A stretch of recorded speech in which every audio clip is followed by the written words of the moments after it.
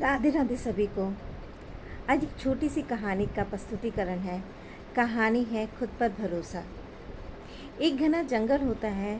उस घने जंगल में एक आम का पेड़ होता है।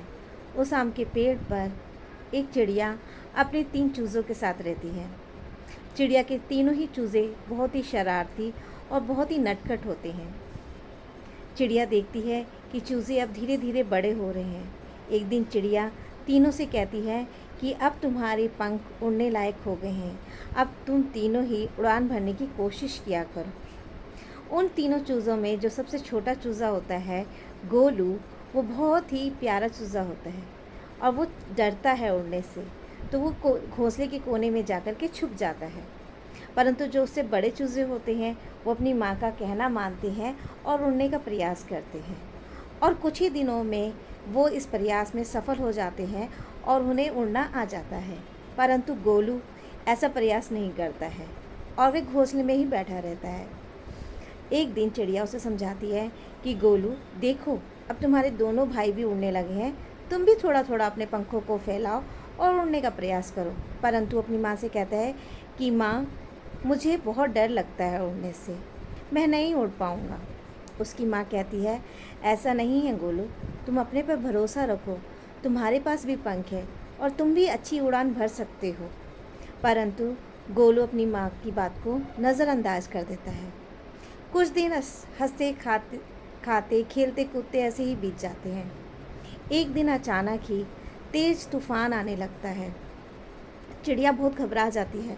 वो अपने बच्चों से कहती है कि हमें ये घोंसला छोड़ के किसी सुरक्षित स्थान पर जाना होगा, क्योंकि तूफ़ान, आंधी और बारिश की तूफ़ान से कहीं ऐसा ना हो कि हमारा जो घोंसला है वो नष्ट हो जाए।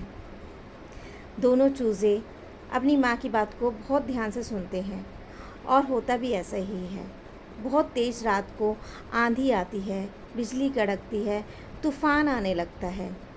चिड़िया अपने दोनों चूज़ों को उड़ा देती है, कहती है जाओ और सुरक्षित स्थान पर जाके रहो। वो अपनी माँ का कहना मानती हैं और उड़ जाते हैं। गोलू, जिसने ऐसा प्रयास नहीं किया होता है, वो घोंसले में ही होता है। जब चिड़िया देखती है कि तूफ़ान बहुत ज़्यादा बढ़ चुका है तो वो उसी में बैठी रहती है गोलू के साथ। परंतु अचानक ही क्या होता है कि तूफ़ान इतनी तेज़ आता है, तेज़ आंधी चलती है और जो घोंसला होता है वो पेड़ से नीचे गिर जाता है। पेड़ से नीचे गिरते ही चिड़िया उसे छोड़कर कहीं सुरक्षित स्थान पर चली जाती है और गोलू घोंसले के साथ ज़मीन पर गिर जाता है।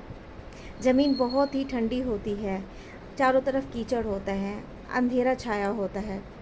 गोलू बहुत डर जाता है। वे अपनी आंखें उठा करके खुले आकाश में अपनी माँ को ढूंढता है, परंतु उसे उसकी माँ नहीं दिखाई देती है। कुछ समय ऐसे ही बीत जाता है। वो डरा सहमा उसी स्थान पर बैठा रहता है, परंतु कुछ समय बाद उसे अपनी माँ की बोली हुई बात याद आती है कि उसके पास अपने एक शक्ति है उड़ने की, उसके पंखों में भी क्षमता है उड़ने की। वे एक प्रयास करता है उड़ने का, परंतु प्रथम अभ्यास में वे सफल नहीं हो पाता और थोड़ी उड़ान भर के ही वे धरती पर वापस गिर जाता है। वे अब बहुत कमज़ोर पाता है अपने आप को, परंतु निराश नहीं होता। इसके उपरांत वे दूसरी उड़ान भरता है।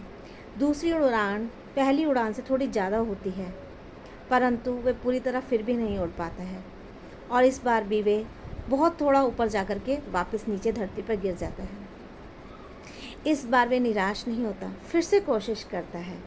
अब समय भी थोड़ा बीत चुका होता है। सूर्य की किरणें धरती पर पड़ने लगती हैं, चारों ओर चमकीली बूंदें, हरी हरी पत्तियां दिखाई देने लगती हैं।